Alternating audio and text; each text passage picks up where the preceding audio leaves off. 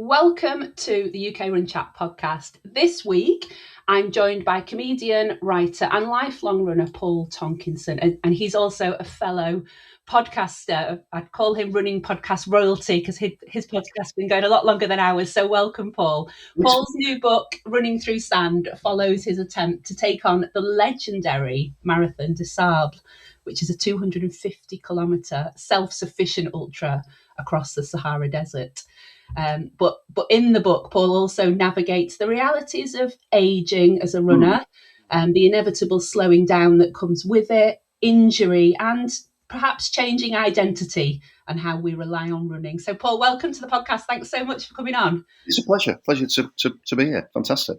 So just for those in our audience who don't know your name, I'm sure most do, can you just give us an introduction to how you got into running and what first hooked you? You've been running since you were a child, haven't you? Yeah, I mean, I suppose I got into running when I was about 12 or 13, and I realised I could do it. I was quite good as a kid. I was the kid who was like at the front of the cross country course when everyone was like at the back trying to go off for a smoke in the bushes. I was the eager beaver at the front, just scurrying away. I just took to it. I just really liked it. So I liked cross country, and I ran for my club, and I ran at quite a high level till I was sort of like 16, 17, 18. And then I went to university and my life changed, and running left my life. And I got back into it. I ran sporadically through my 20s, and then I got back into it again in my late 30s, and now I've been running again for about sort of 18 years. I'm sort of 56. So there was a peak pre-18, and then there was another peak up to my last book, which was my attempt to run a sub-3 marathon, which spoilers, I managed to do. I was 47, managed to do it, and since then it's been a different phase in my running. Absolutely, yeah. So I've ended up doing sort of ultra adventure type things, and the Marathon des Sables was the adventure that I did last year. So yeah. We'll come back to why the MDS shortly. But just so running for you, did you always classify yourself as a runner? Was that part of your identity? Yeah, I suppose it was. As a kid, I was really into football. I played a lot of football. And then I just got into running. A lot of it was convenience. A lot of it was just something I could always do. I mean, I'll be brutally honest. A lot of it was I couldn't absolutely commit to playing football every week because of things that were going on at home. So I needed a new sort of outlet. So because sometimes my Saturdays I couldn't get out to I couldn't keep up my commitments to the team. So running was just something you could do whenever you wanted. Do you know what I mean? The accessibility of running I've always loved. And then once I found out I could do it, then it did become an aspect of my identity. Not only as the way people saw me, but as something that I related to myself. It's something that you've always got, isn't it? It's like a companion, isn't it? Do you know what I mean? It's like a mate. Yeah. So I've really valued it then as a kid, and I've really valued it since we reunited. After about 15 years, It's been really nice to reconnect with that side of myself. So it is part of my identity. Yeah, I guess it's easy to do, like you say, pack a pair of trainers when you're on the road gigging and whatever. You must tour a lot. Yeah. Totally. I'm away a lot. I tour a lot, and you're right. It's a nice way of exploring the area.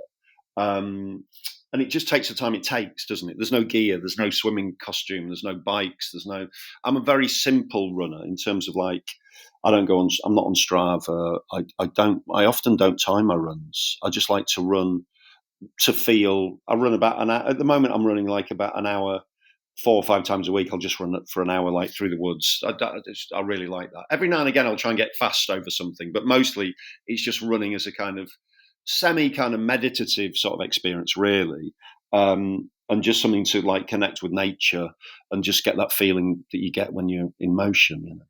Yeah. So you did your sub-3, age 47, which is incredible.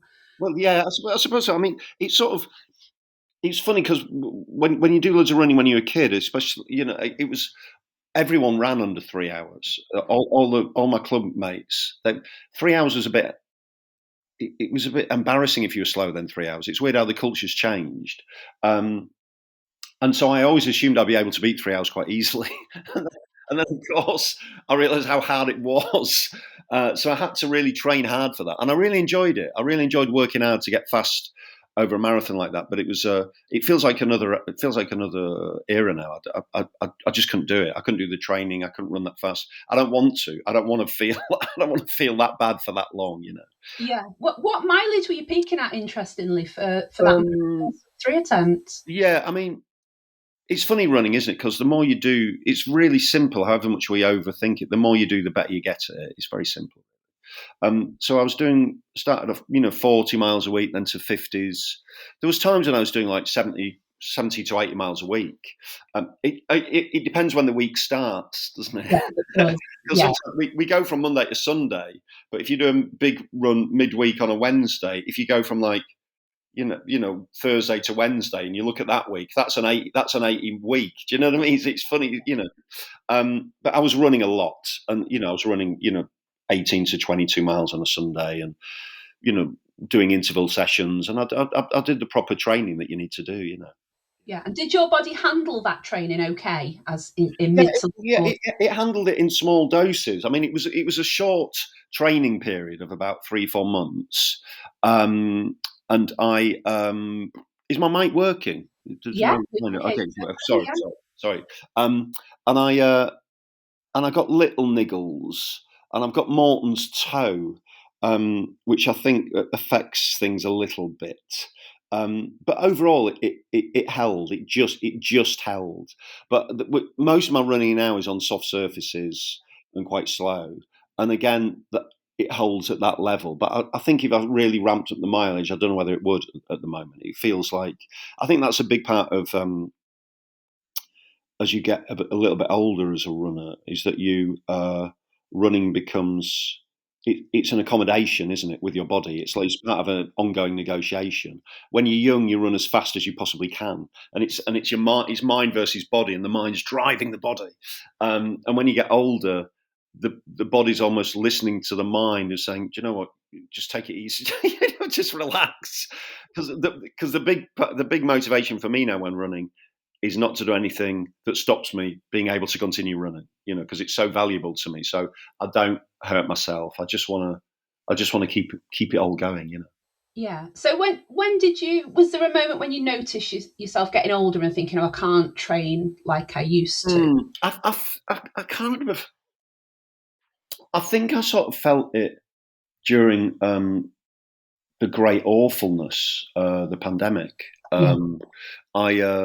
I don't know whether it was being a little bit down with it all, or or I was eating and drinking a bit too much. I think a lot of people put on a bit of timber over the pandemic, and it was like a tax, wasn't it? I definitely emerged like a stone heavier. And we were doing these. We were keeping quite busy during it. We were doing a little run of like food deliveries and stuff. Which I really enjoyed doing because it got me out of the house feeling useful. But the disadvantage of that is when we finished, we had loads of like sandwiches left. so some we'd give away, but some we'd end up just scoffing.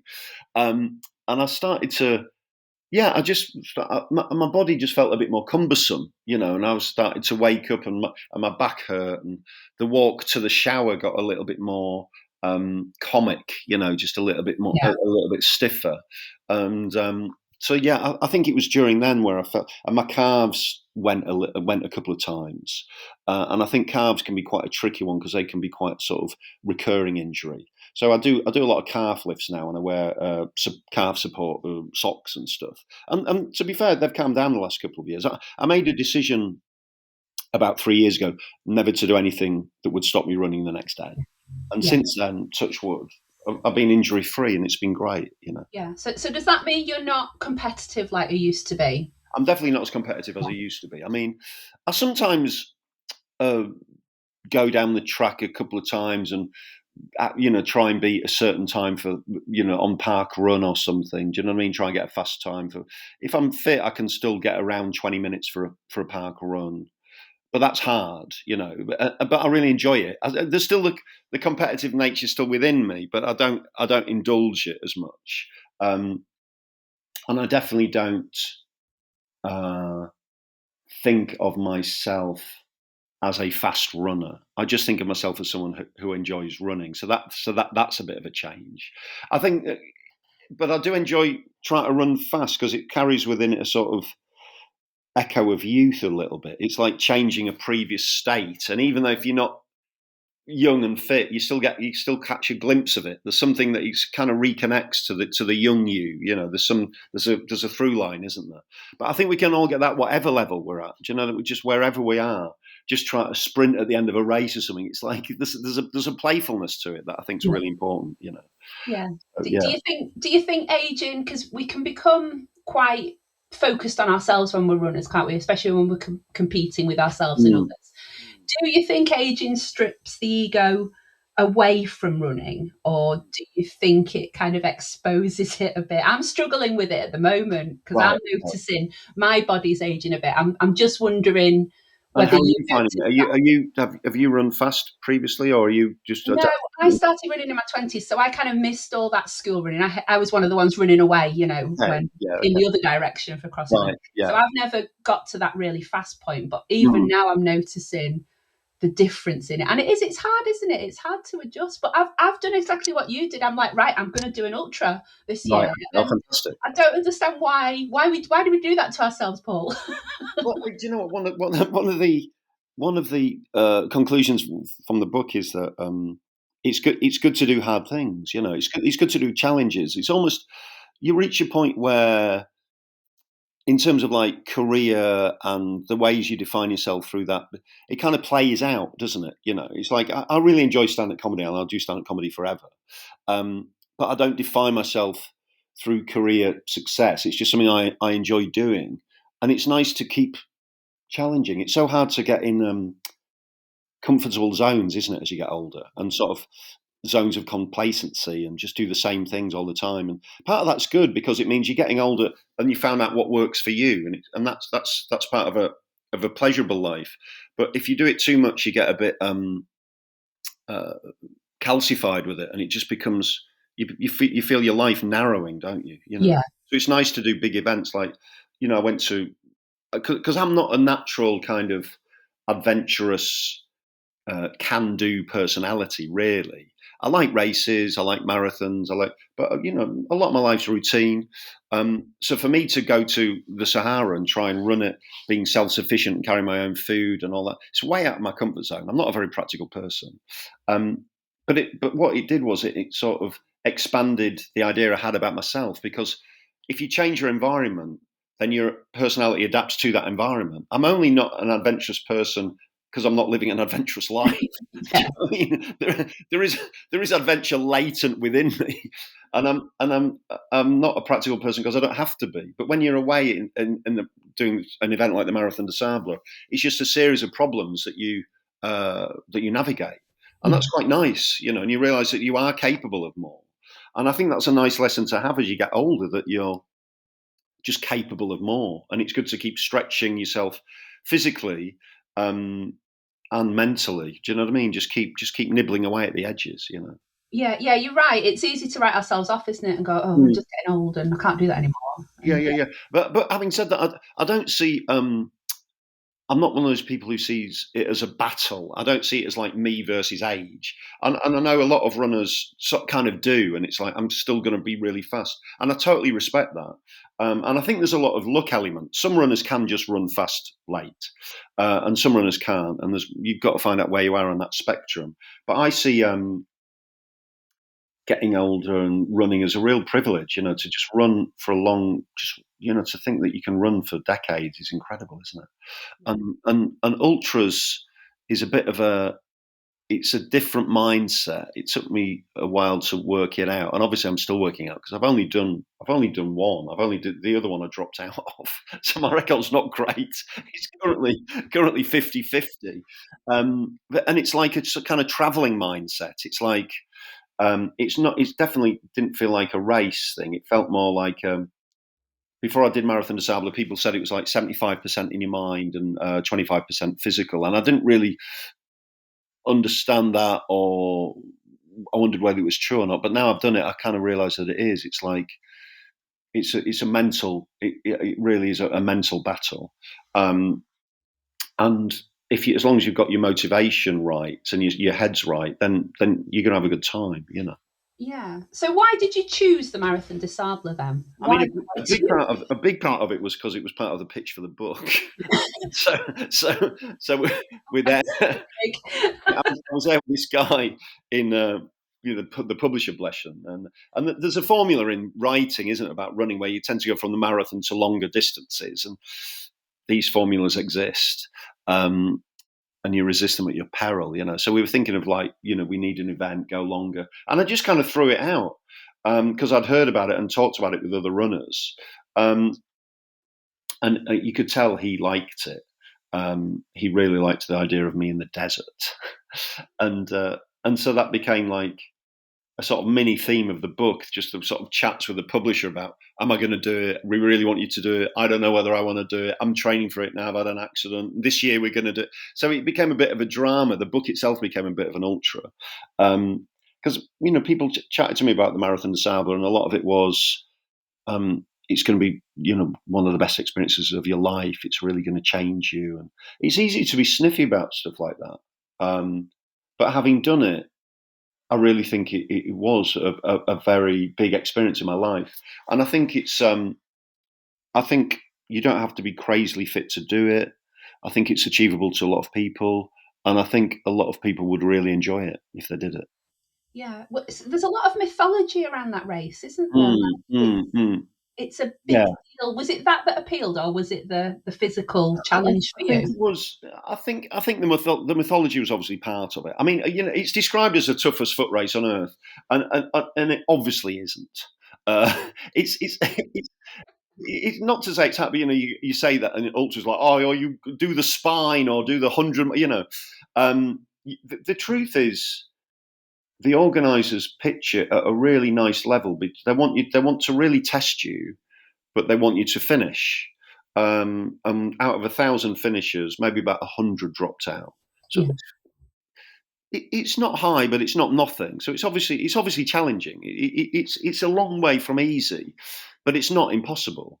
And I was attracted to the desert nature of it. I was attracted to the mythology of it, being in the desert, the beauty. It feels like a kind of bucket list race, doesn't it? I'd like to do other ultras, and I'd like to do other different multi-stages. But it was, I think it was that I also wanted to write a book that involved talking about it as well, because it felt like a very dramatic thing to write about. So the book ended up being in like 2 stages. The first stage, the preparation and getting ready and all the training and the drama of the race, and then the second stage, the race itself, and that sort of that felt nice and simple and worked out. So it ticked a lot of boxes, yeah. It took you about 3 years to get to the start line, didn't it, in the end? It sort of did, really, yeah, because I was, through various injuries, and then there was one year, 2024, when I got very, very fit, and I was really training hard in quite a competitive mindset for it, and hopefully on the verge of a decent Marathon des Sables, and then I got run over by a dog in Highgate Woods. You couldn't make that up, could you? Like the hand dog. It's funny. It happened to me before during lockdown. I got run over by dogs. I mean, you don't get run over by them; you get run into them. I don't know if it's ever happened to you when you're running, but it has. Yeah, I run with my dog, and I'm constantly having to hurdle her, or I end up. And I love dogs. I absolutely adore dogs. So I'm not moaning. This isn't an anti-dog. It's more the thing of like the force of dogs. When you get 2 dogs locked in together, side by side, chasing something, they're quite a force, And of course, when you're running, you're off the ground, so you're literally in midair. And so when they hit you, so I've taken a couple of bad falls, and this fall happened like a week before I was meant to set off for the Marathon des Sables, and I really hurt my shoulder. It sort of tore various ligaments, and it's still not right. My shoulder's still not right. It still clicks and gristly and a bit. It's just different. And that was a Marathon des Sables because I fell and I was running with a rucksack, and the rucksack was full of tins. So I just smashed my shoulder onto loads of tins. and rupture the tins in the process. But so yeah, it took me 3 years to get to the start line. But in a way, the next year was better because I hadn't trained as hard, but my mindset was better, and I was more open to the experience and curious, and just wanted to have fun and meet people, and just sort of. I was more grateful for the experience, I think, because the first year had just been denied me at the last minute. So I was just grateful for the opportunity to get out there. Yeah, that must have been really tough, though. Like, a lot of people would have taken that as a sign from the universe to say you're not meant to do this. Yeah, totally. I mean, and it was tough, and I'll be honest, I struggled with it. I was down for a couple of months because you built up this thing, and then suddenly it's like a vacuum, isn't it? And nature abhors a vacuum. So I ended up committing myself to different things. You know, I got really into different things, and quite healthy things. But it's just like you just need other stuff to get into, because your meaning is you've created a structured meaning around your life, and then it's suddenly been whipped away. And then for a while I thought, maybe I shouldn't. Maybe it is a sign. Maybe I shouldn't bother doing it. So there was a brief period where I chatted, and I was thinking about why we do these events, and what they're about. And I briefly sort of considered that maybe I didn't need them anymore, because I felt quite after the initial hoo-ha had ended, and I'd been through stuff, and I went to a bit of therapy and whatever. I just felt a bit more. I felt really quite content, as if that stage of my life was over. I think the idea that I had going in my head was is that we do these events in some way to process these long events, these long hard. You know, look, why do people do long hard events? What is it about? Why do we enjoy them? And I think part of it is because, for me anyway, it kind of helped process experiences I'd had in my life, and sort of it helped me sort of deal with mental things that I was struggling with. And a lot of these things that we struggle with, they're sort of hard to express, really. They're sort of beyond words. And I think that's why running works, because running itself is beyond words. It's an activity. And it felt almost like when you do these things, you sort of burn off a bit of psychological residue or something, or clear the decks or whatever, you know. So I felt I'd cleared the decks. I felt I didn't need these events anymore. Yeah. So I went to pitch to the guy. Again, I talk about this in the book. I went to pitch to the publisher. Why don't I write a book about a guy who's really happy and doesn't need to run long distance races anymore? And he said, no one will buy it, because no one's interested in that. They want the gristle, they want the meat. And of course, I realised that's true. And I realised that the reason why we constantly return to these events is because residue accumulates in our lives, just through day-to-day living, just little agitations, little rumblings, little subterranean. And so for me anyway, races, they sort of empty me in a way, in a really nice, healthy way. And running does. You know, when I go for a run, I feel a bit lighter afterwards. And obviously, when you do a marathon, you feel a bit lighter. You've just got rid of stuff. You know, it's very therapeutic in that sense. So, and so the Marathon de Sable, because it happened over a week, was probably the ultimate in that. I just felt very calm afterwards for quite a long time. People talk about the sort of post-marathon bubble or the post-ultra bubble. I felt very at peace. And it kind of stayed with me, really. I felt sort of changed by it. It had been by far the hardest thing I've done physically in my life. And day 4 is the longest day, and it's like 50 odd miles. And I really took it on. I really got determined and just thought, I'm just going to do this in one. I didn't do it particularly fast. I was very mid-pack the whole way. I was very in the middle. But as I say, everyone's just doing it on their own level, you know. And by the end of that day, I felt really euphoric to have done that, to have taken that on and done it. And things happen in the process of this that kind of it's like a shedding, isn't it? It's like discarding stuff, and I really like it. I think that's what why running's so healthy, and it's sort of and any anger that you're dealing with, every sort of it's not. You're not taking it out on anyone else. I used to play football, and that often used to descend into violence on a Sunday morning. I didn't get involved in it because I'm not a violent person, but you're part of that teams and hungover men on a Sunday morning, and it's quite an angry environment to be in, So I find runners a bit gentler. I often find the really good runners to be the gentlest of them all, actually. And I often wonder it's whether because they've just they've just run it all off. They've emptied themselves in a really nice way, So sorry, I don't even know when I started that. I don't know what I asked you, but it was I enjoyed that. Thank you. I was just thinking maybe if you had have run it, because you were aiming to run it quite competitively, weren't you? Yes, You wouldn't have enjoyed it and got as much. Well, maybe 2024. It's like maybe I was starting to get a bit competitive about it, and I had got really fit. And there's a pleasure in getting really fit.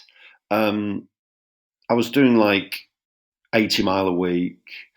I was carrying my rucksack. I was essentially doing 4 long runs a week, really. I was running Monday and Tuesday, resting Wednesday, and then running long again Thursday, Friday. And I was doing a lot of hill work. And you reach that stage when you're very fit, where running feels like nutrition. It feels like it's not taking anything out of you; it's just feeding you. You just feel yourself getting stronger. It's amazing. I haven't had that since then. I don't even know whether I'll ever get it again. But it was an amazing feeling to just feel strength, and like you'd soar a hill and you just ran up it, and then ran down, and then you ran up it again. It was like just really nice feeling. But by the same token, it's quite a sort of solitary thing to experience as well, and it can get quite obsessive.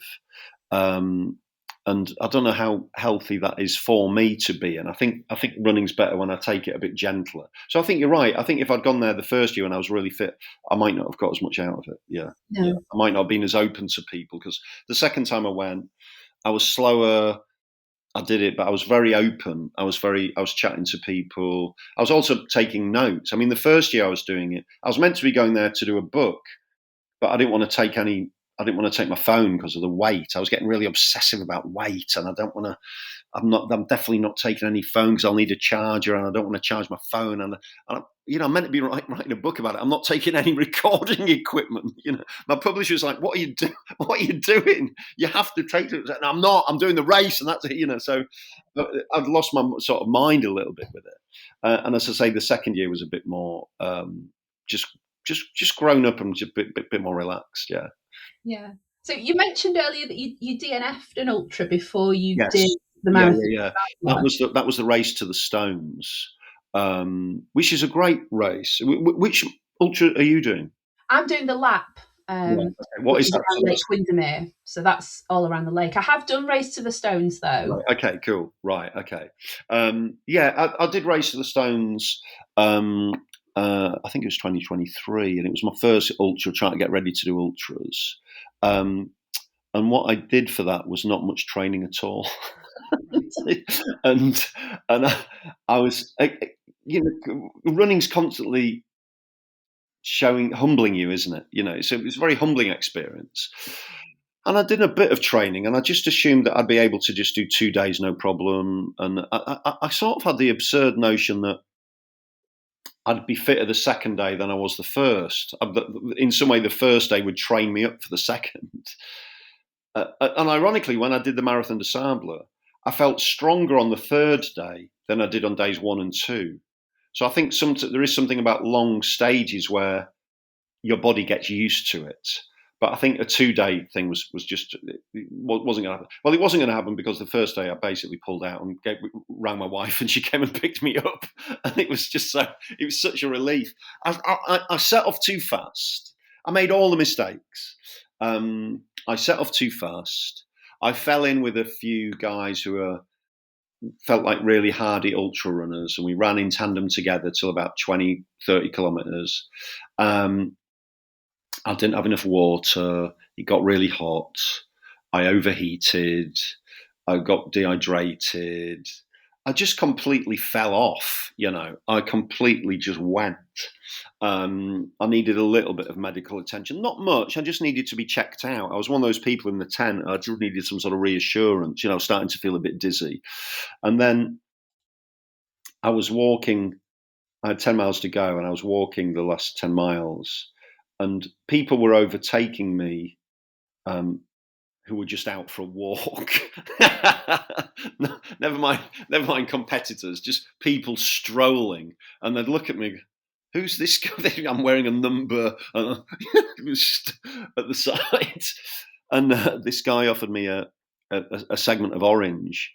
And I just pulled out at that moment. I just thought, what am I doing? Because I didn't know what I was doing. I didn't have a why. I didn't have a motivation. It was just all a bit of a joke, And so I think you need solid reasons for doing these. They don't have to be massive psychological things, but you need a solid reason. And I didn't have one, and I got found out. And once I pulled out, I instantly felt better. and I just walked home and then finished the first stage and then gave my wife a ring and then went home. It's like, yeah, yeah, and I didn't feel particularly bad or anything. I felt okay. It just felt like the whole thing just became absurd. Why are we all doing this? I was like, this isn't. I don't want to do this. Why am I doing it? Because it's something that we enter into. You enter into it willingly, and you create a thing. Everyone enters a race that this matters, and of course it does, and it has the meaning that we give it. So you need to give it meaning, and if you don't, they're so hard that, for me anyway, I just couldn't. So the Marathon des Sables, I got my head right, and I had a much better experience as a result. Yeah. So what was your why then for the Marathon des Sables in the end? And it wasn't just to write a book. I'm hoping. No. It wasn't to write a book. I felt that sort of. I felt I needed. It feels quite deep as it was. I felt I needed a symbol in my life that I could still take on challenge. That I'd become very not egoless, but I'm quite a sort of instinctively generous person. I think being a parent, you tend to sort of. I think it's easy to sideline yourself in your own life a little bit, and I don't think that's always unhealthy. I think it's nice to be generous and help people, and of course you want to be a good parent, but also to be generous to other people. And I'm very grateful for what life's given me, and stand up, and it's already exceeded any expectations I might have had as a kid. I mean, just the life I've had, it's just so it's just incredible.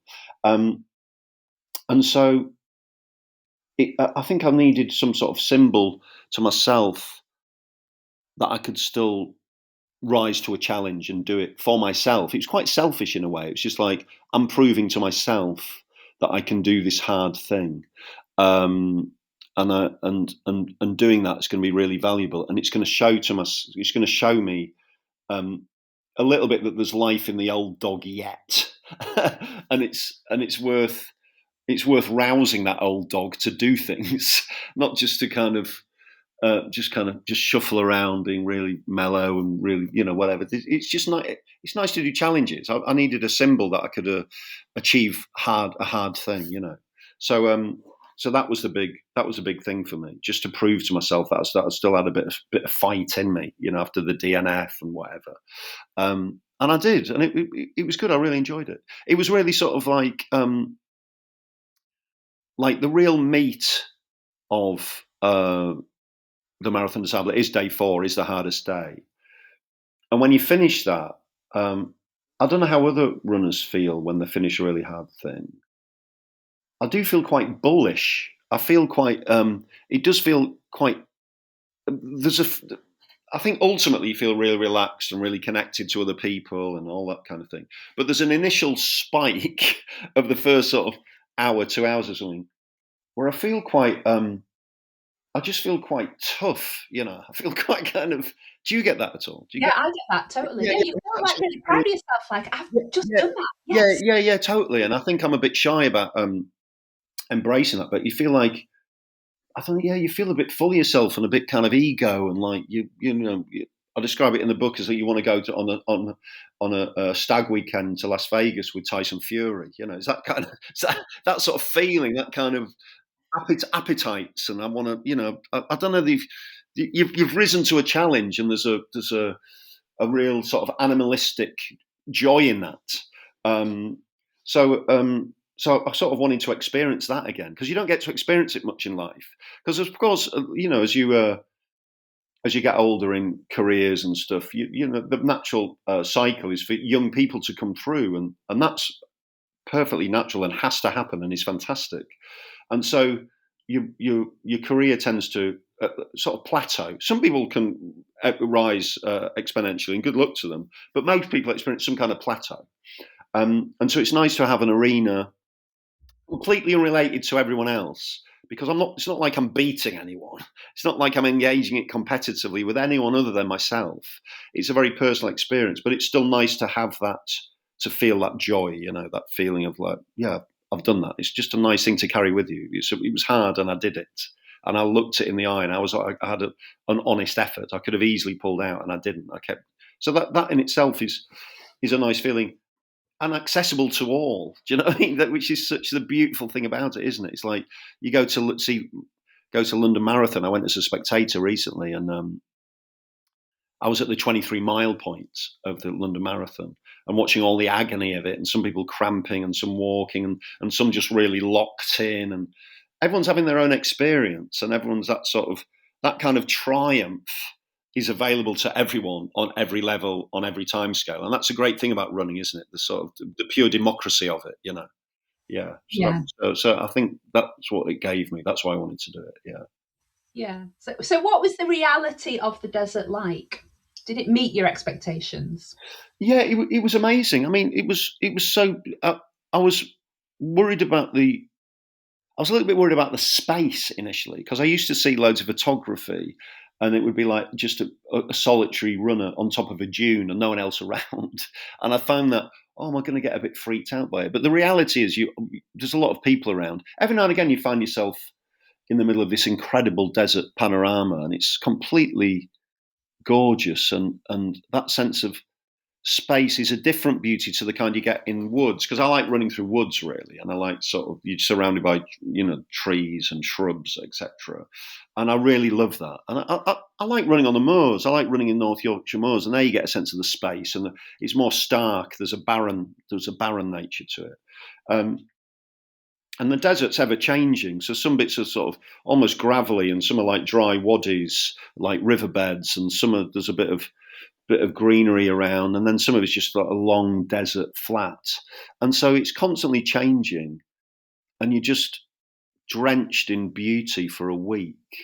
And it's just an amazing feeling to be in the middle of that. It's really peaceful, and it's really nice to be off grid for a week, because obviously we're on our phones a lot, and there's a lot of noise and pressure around socials, etc. So it's nice to be released from that, and having no choice about it, because there's no signal, so there's nothing you can do anyway. So that was really, you just feel the difference very quickly. But 2 or 3 days in, you feel this sort of inner spaciousness, and so you're doing that, and then you're surrounded by all this beauty, and you get seduced by the simplicity of the days, because you wake up with the sunrise, and then you eat some rubbish food, and then you run and walk all day. Normally finish by about 2 p.m, and then you relax with your tent mates, chat to people, refuel, etc. And then you go to sleep at sunset, and then the next day you do exactly the same thing. And it's amazing how pleasurable that is. It's amazing how the simplicity of it is so fantastic. And that's sort of why I want to do another one, really. It's like the ultimate kind of detox, but you're working, obviously, but another thing about the desert is, because the terrain's constantly changing, and you don't want to fall over again, hurt your shoulder, hurt whatever it is. So you're in a kind of moment-to-moment awareness phase. A lot of it's like you chunk everything down day by day, checkpoint to checkpoint, mile by mile, and almost step by step at times. It gets quite technical. You're looking at your steps. And that in itself is relaxing, because you're not thinking. You're just in the moment. You're just a physical you're scuttling across a desert like this weird little beetle, surrounded by loads of other people doing exactly the same thing, you know. So it's very relaxing ultimately. Yeah. So you're just living in the present, aren't you? Which we don't do Yeah, at all. you're really. in the moment. You're in the moment, which is a rare thing to be in, and you kind of know when you are. And it's really nice. You could feel it at the end of the race. You could feel it sort of, you know, the getting drawn back into life. You know, it was quite hard actually. The adjustment, just the 2 or 3 days after it, just getting drawn. You know, suddenly you're on emails again, and you're thinking about the future, and life's just complicating. You know, a lot of us complicate our lives, and let's be frank, it's amazing. We can reach whoever we want on the phone, and we can send messages across the world, and all this content and information, etc. But it does come with a price, of course, and it's nice to be removed from that. Yeah. And how was it with living in a very small environment with other people? It was great. It was fantastic. I mean, I didn't know any of them. Well, I was just in a tent full of like random blokes between like mid-40s to mid-50s. I was the oldest in the tent, and they were from around the UK. And we all got on really well. We all really supported each other. And I've got the book launch in a few days, and they're all coming, you know. So one guy's flying in from Germany, another guy's coming in from Jersey, people coming from around the country, and it's really nice. It's not like we're going to be closest friends for life, but we will always have that week, and so there will always be a bond because of that. And we're sort of men of a certain age, so we didn't emote that much. But by the same token, we got to know each other well. You know, there's something happened during the week that was just really, really nice, and we just had each other's backs from the first day. It was really nice actually, and that was something people told me. Oh, the tent. It's all about the tent, and and again I didn't believe it, but it was all about the longest day. It was all about get back to the tent. That was a mantra. Get back to the tent. Let's make it to the tent. And it was just nice to have that, you know, sort of belonging and sort of solidarity and camaraderie. Again, that's something that you rarely experience, especially for creatives. You know, I'm a stand-up. I get on well with other stand-ups, but it's a solitary endeavour. Yeah. So it was nice to be joined. You know, to be in a gang again. That was nice. Yeah. No, it sounds like it wasn't so much about the running. It was more about No, you're right. Yeah, you're right. It was about it was about the people that you met doing it, and the psychological journey of it. Yeah, it was very valuable. Yeah, they should pay me, shouldn't they? I mean, I'm quite a good spokesman, aren't they? You are. You're very good. They wouldn't give me a refund the first year when I pulled that out. But So you paid them let twice. it go. I'll let it go. That's the thing. You let these things go. You do. So, just what was the finish line like? So it's 7 days running, isn't it? Is that right? It's 6 days running. You have a day off. You've got 2 days. You've got 36 hours really to do the longest stage, and that happens over days 4 and 5. But really, you try and get it done on day 4, so you can have a rest day on day 5, and then you do 6 and 7, and then it's over. So it's 6 days running. The finish line was it was strange. It was always, you know, it was like another thing with the book is reality is never what you think it's going to be. So the finish line wasn't what I thought it was going to be. I thought it was going to be some kind of like crazily emotional kind of, you know, sort of Platoon, you know, the end of Platoon moment, you know, stirring music, etc. And it was really nice, but the end of the race really had been day 4, the hardest race. The hardest day. Once you'd done that, you kind of knew you were finished. So I ended up running in with this guy he was a risk assessment manager from Basingstoke called Martin. and I wouldn't have planned that, and I don't think he'd have planned it either. And we ran in together, and it was just really nice. It was just really nice. And there was a guy there, Will, who had been the kind of cheerleader during the race itself, and I'd kind of become increasingly affectionate to him. This French guy is very positive, So I kind of just jogged over, gave him a hug, and then you're immediately in a different reality, because I thought you'd finish the race and then you'd be in this big expanse and you could just chat with the people who'd done it and slowly. But it wasn't like that. It was like you finished the race and immediately you're in a row full of people asking you whether you wanted a taxi back to the hotel, which was like 80 kilometres away. And it's quite urban. And do you know what I mean? You're in a car park and where's the bus? And you're just suddenly in a different, you're in a different reality, you know. The race is finished, you know. This amazing thing is finished, and you kind of spat out a little bit. So it was amazing, but it took a while to process, you know, because you're still sort of, you're not in shock, but you're on the bus and you're really, really tired, like really, really tired. It took like 5-6 hours to get back to the hotel, but you're too excited to sleep. But your upper body's tired from just the rucksack all that time, and all your legs are kind of cramping. You're in quite a small bus seat, and your head's heavy, but you can't sleep, and you're adjusting to, and you really want to get back into a hot shower. You're starting to fetishize normal things because you've had a week with no showers and no beds, so you're desperate for that. But it's kind of you're in a funny little place, you know, a funny little phase.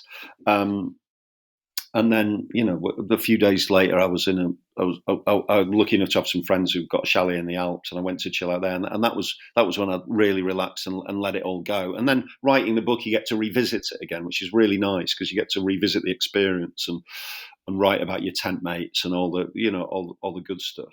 But the initial end line, I always think, you know, sort of, it's often, you know, it's a cliche, isn't it? But it's the journey, isn't it? It's great to finish, and there's always a sort of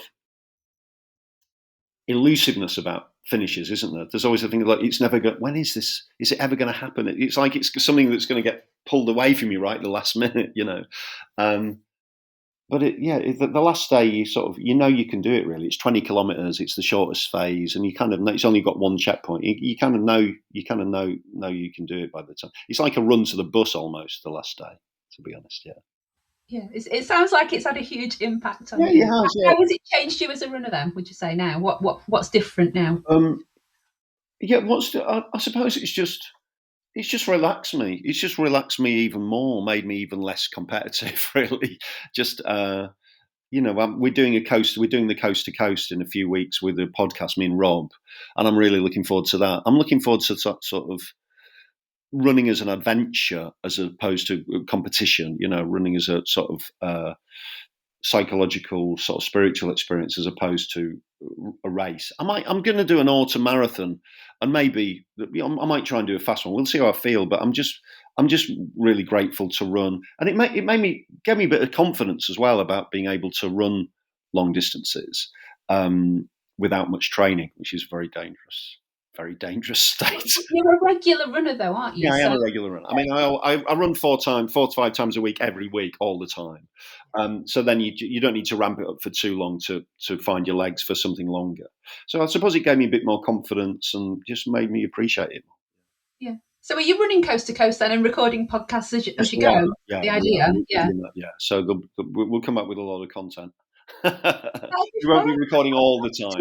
Actually, it'll be that would be really good. Yeah, it'd be good fun. Yeah. Yeah. So have you got any more organised races? No, we're just doing that, and then we're doing the Yorkshire Marathon in October, which hopefully I'm going to do with my son, and then we might look for a multi-stage. I'm sure when we've had a few drinks and the Tent 105 reassembles at the book launch, there'll be talk of ultras somewhere, if not exotic, somewhere out of the country. Yeah, some sort of reunion. Yeah. Yeah. Oh, yeah. Well, we will watch this space then. Yeah, of course. Yeah. So your new book, Running Through Sand, is out on 21st of May. Out on 21st of May with Bloomsbury, all good bookshops, etc., and outlets, and. Yeah, it's nice. I'm looking forward to it being out so I can focus on different things, to be honest. The whole books take a long time, don't they? And it will only be once the launch is done that I feel the journey of it's over. But it's, as I say, something that I've really enjoyed working on. Working on a book gives you the same experience as doing a good race, really, because you're really concentrating on the words and the sentences and the rhythm of it. and then you work really hard on it, and then you walk outside and you're like, it's like you've been emptied in a different way. It's a similar sort of feeling. We're just looking for things to give ourselves to ultimately and enjoy and feel good afterwards, without getting, with it and it not being alcohol. Do you know what I mean? Just, so yeah, I really, really enjoyed writing it. Yeah. Yeah, it's a good way, I guess, to process the emotions of the race as well, isn't it? Yeah. It absolutely is. Yeah, to return to it and make some sort of sense of it. Yeah. Yeah. Oh, well, thanks so much for coming on. Can I just ask for advice for anybody who is thinking of taking on their own personal running challenge later in life? Yeah. Yeah. What you mean, advice generally? Just general. Yeah, like if someone's thinking, oh, can I possibly do an ultra? I might be in my 50s. I would say you probably can, and I would say that don't be shy of taking on things that you think you can't do, and what happens in the training for it is really valuable, and the race you're going to learn a lot about yourself, and maybe expand your idea that you've got about yourself, and just sort of, there's always stuff to find out about ourselves and lives, isn't there? And it's a sort of manifestation of curiosity, isn't it? In a way, it's just like there's this thing, it's an unknown, it's difficult. How am I going to do it? And you just gain a lot by really simple formula, isn't it? Do hard things.